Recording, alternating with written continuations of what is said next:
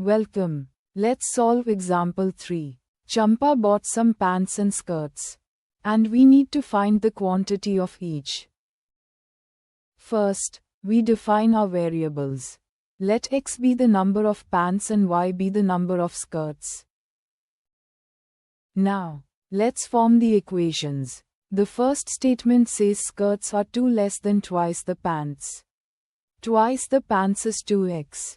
And 2 less means we subtract 2, giving us y equals 2x minus 2. The second statement says skirts are 4 less than 4 times the pants. 4 times the pants is 4x. And 4 less means we subtract 4, giving us y equals 4x minus 4. To solve this graphically, we create points tables for both linear equations by substituting x as 0 and 2. Finally, we plot these on a coordinate plane with a 1:1 scale. The lines intersect at 1, 0, meaning she bought 1 pair of pants and 0 skirts.